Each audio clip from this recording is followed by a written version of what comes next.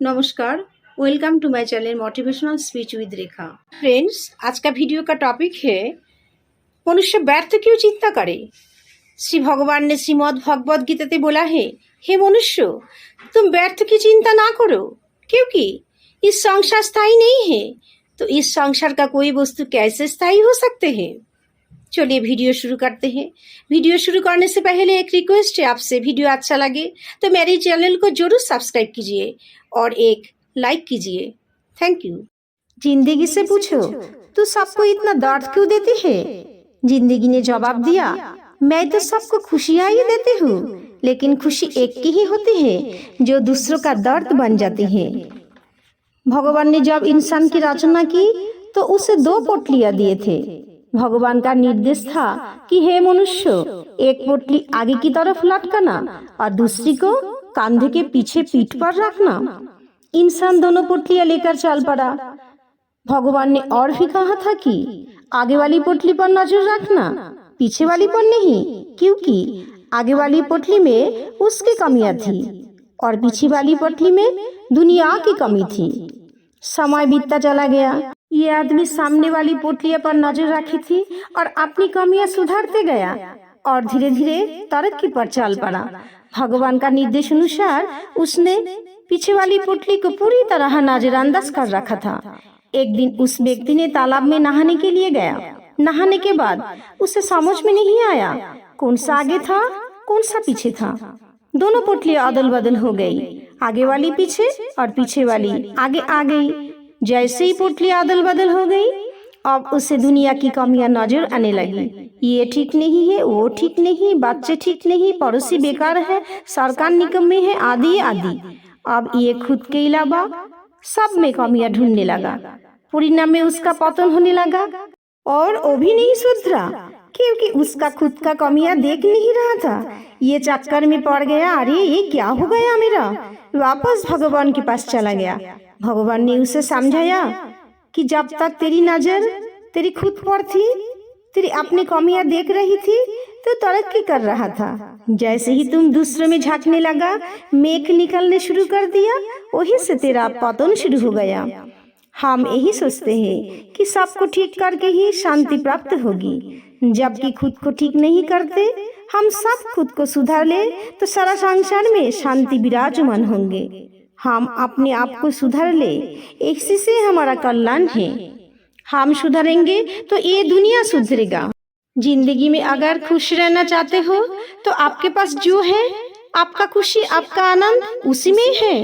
श्री कृष्ण कहते हैं, जीवन में आधे दुख इसी वजह से आते हैं क्योंकि हम उनसे आशाएं बहुत रखते हैं जिनसे हमें नहीं रखनी चाहिए। चिंता मनुष्य का एक गंभीर बीमार है। ये मनुष्य को अंदर ही अंदर आग की तरह जलाकर खत्म कर देते हैं।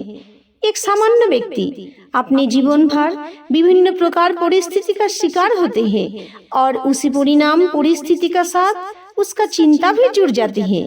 एक कहावत है, चिंता चिता के समान है। अधिक चिंताग्रस्त व्यक्ति चिंता में समस्या का समाधान खोजते हैं। समाधान बजाय चिंता खुद पर प्रभाव डाल लेते हैं। जो परिस्थिति आपके नियंत्रण में नहीं है, इसी के बारे में चिंता करने पर मनुष्य को समय बर्बाद होता है और उसी के फलस्वरूप भविष्य में पछतावा जरूर होते हैं।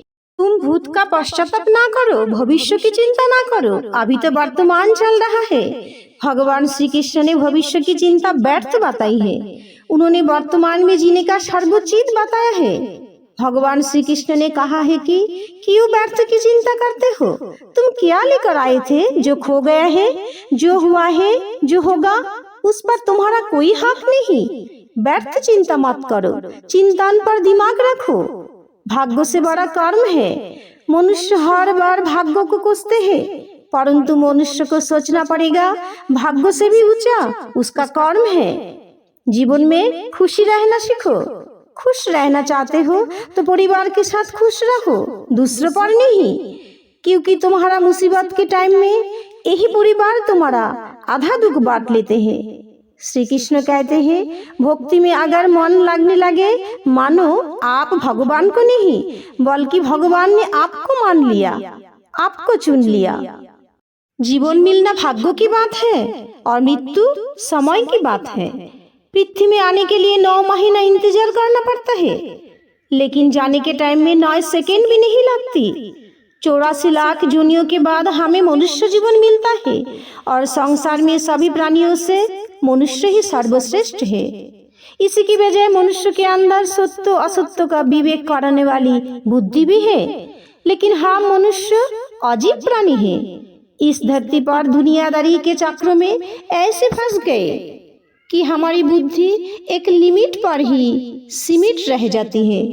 मनुष्य जीवन का उद्देश्य है उस परम सत्य को जानना जो हमारे अंदर छिपा है। हमें चाहिए अपने अंदर की कमियों को ढूंढना और उससे बेहतर बनाने के लिए एक सफल इंसान बनने के लिए कदम कदम पर चलना। मृत्यु के बाद आपका शरीर जल जाएगा, परंतु आपका कहानी याद रहेगा सबके अंदर। यही तुम्हारा कर्म है। कर्म ऐसा करो कि जब तुम चले जाओगे लोग तुम्हें याद रखेगी। व्यर्थ में चिंता करके समय मत गवाओ। हमें सोचना चाहिए, परंतु अच्छी सोचना चाहिए। तुम्हारा यही अच्छी सोच असली में रूप लेगा। तुम्हारे से नहीं हो तो किसी और के द्वारा जरूर हो जाएगी। आप केवल निस्वार्थ भाव से कर्म करके जाओ। डर डर में जीना से कोई आनंद नहीं। तुम भगवान के अत्यंत प्रिय हो। भगवान हमारे अंदर है, हमारे पास है।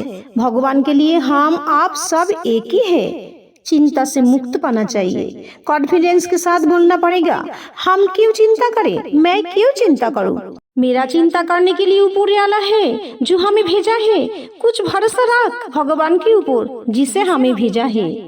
उसको तो कुछ करने दे। भगवान के प्रति आत्मसमर्पण कर दो। रोज मर जाते हो, कभी आधा मरे, कभी रो रो के मरे, कभी चिल्ला चिल्ला के मरे। ऐसे क्या जीना। कुछ रिलेशन करो भगवान के साथ, थोड़ा कांटेक्ट भी लगाओ उसके साथ। मोबाइल पे नहीं, मन की आंखों से तुम जियो स्थिर होके। कोई तुम्हें बुरा भला बोलेगा, क्या तुम उसे जाकर बोलोगे तुम क्यों बोला। प्रसन्न रहना सीखो। खुश रहना पड़ेगा, खुश रहना चाहिए। भगवान ने ये दुनिया कितने मन लगा कर बनाया है। हम तो सब फ्री में रहते हैं। पीने के लिए पानी, रहने के लिए जगह भी दिया है, सांस लेने के लिए हवा भी है। तो हमें इंसान बनना पड़ेगा। गीता मनुष्य को सुखी रहना सिखाते हैं। हर परिस्थिति में सुखी, प्रसन्न और सहनशीलता बनो। संसार में सुख और दुख, सर्दी और गर्मी की तरह है, आते जाते रहते हैं। भगवान कहते हैं सुख दुख अनित्य है, उनको तुम्हें सहन करना सीखना चाहिए। प्रतिकूल और अनुकूल संसार की 2 अवस्थाएं है। प्रतिकूल अपने आप आते हैं, अनुकूल भी अपने आप ही जरूर आते ही होंगे। इसलिए इंसान को निष्काम भाव से इस संसार में अपने कर्तव्य निभाना चाहिए। इस दुनिया में जो हो रहा है अच्छे के लिए हो रहा है और भविष्य में जो होगा वो भी अच्छे के लिए होगा। श्री कृष्ण कहते हैं हर जन्म में कर्म के अनुसार तुम्हारा रिश्ते नाते बदलते रहते हैं। गीता में श्री कृष्ण ने बताया कि फल की आशा मत करो। कर्म पर अधिकार है तुम्हारा, फल पर नहीं। अस्माद असत्य सततं कार्यं कर्म समाचारो असत्य है चरण कर्म परमाप्नोति पुरुषो। सर्वदा कर्म फल का आशा छोड़कर अपना करणीय कर्म करके जाओ, फलासक्तहीन व्यक्ति बनो। श्री कृष्ण ने बोला इस संसार को सृष्टि, विनाश, फल सब उसी के हाथ में है। भगवान इस सृष्टि को बनाया है और पालन पोषण भी करता है। उसी के हाथ में ही सृष्टि का विनाश होगा। योग और अभ्यास मन को शांत में रख सकता है। मन को काबू में रखने के लिए योग और अभ्यास बहुत महत्वपूर्ण। चिंता एक संकट है और चिंतन एक समाधान की पूंजी। चिंतन से ही हमारे विचार करने की पावर विकसित होते हैं। मन खुद ही हर प्रश्न खोज लेते हैं और मन खुद ही उसका जवाब दे देते हैं। चिंता मुक्त जीवन जीना चाहिए। मनुष्य को डिफिकल्टीज के टाइम में सहन रखना चाहिए, तब भी परिस्थिति से मुक्त हो पाएगा। भगवान कहते हैं तुम डरो मत सच कहने से, तुम सत्य को छुपा नहीं सकता। सच में इतना पावर है कि खुद उजागर जाते हैं। मनुष्य को मृत्यु के बारे में चिंता नहीं करना चाहिए, क्योंकि हमारा देह जल जाएगा परंतु आत्मा अमर रहेगा। पुराना देह छोड़ के नया शरीर में प्रवेश करेगा। श्री कृष्ण कहते हैं, तुम क्यों सोचते हो उसके बारे में जो तुमको महत्व नहीं देता। छोड़ दो ऐसी भावना, छोड़ दो ऐसी चिंता, निराश मत हो। तुम उस व्यक्ति को जवाब देना चाहते हो तो सबसे उत्तम पंथा मौन रहो उसके सामने। इसलिए चंचल मन को चिंतन में रखो और मन चाहित वस्तु फल मिलने के लिए लगातार अपने ऊपर विश्वास को कायम करो। शांत मन परमात्मा से मिलन हो जाता है। शांत रहो, शांत रहने में सभी दुखों का अंत हो जाता है। शांत मन मनुष्य की बुद्धि को बहुत जल्द स्थिर कर देते हैं, जिससे सही निर्णय लेने में सक्षम हो सके। जीवन में आधे दुख तो इसी की वजह से होते हैं, क्योंकि हमने उनसे आशाएं बना रखी है जिनसे हमें नहीं बनानी चाहिए।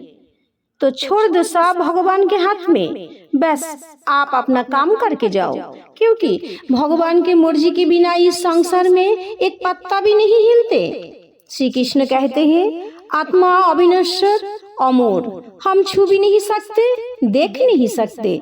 मनुष्य का सुख दुख मान अपमान सब मन की ही वजह से। मन ही एकमात्र स्थान जिसके सारा रात के कारण लाभ हानि का एहसास करना पड़ता है। इंसान व्यर्थ चिंता ना करे। इस संसार स्थायी नहीं है तो इस संसार के कोई वस्तु स्थायी कैसे हो सकते हैं। वर्तमान चल रहा है, वर्तमान परिस्थिति में जो तुम्हारा कर्तव्य है वही तुम्हारा सच्चा धर्म है। हे मनुष्य, तुम सोचो परंतु अच्छे सोचो, व्यर्थ में ना सोचो, व्यर्थ में ना दिन गुजराओ। तुम्हारा भाग्य, तुम्हारा सोच, तुम्हारा कर्मों के ऊपर डिपेंड करेगा। हजारों भीड़ के अंदर तुम्हारा कर्म तुम्हें ढूंढ लेगा। श्री कृष्ण ने अर्जुन को उपदेश देते हुए बोला, मैं किसी व्यक्ति का भाग्य का निर्णय नहीं करता और न ही किसी को कर्मफल देता हूँ। व्यक्ति या जीव के कर्म ही उसके भाग्य का निर्णय करते हैं। फ्रेंड्स, मिलते हैं दूसरी वीडियो में, तब तक आपका ख्याल रखिए। Thank you for watching.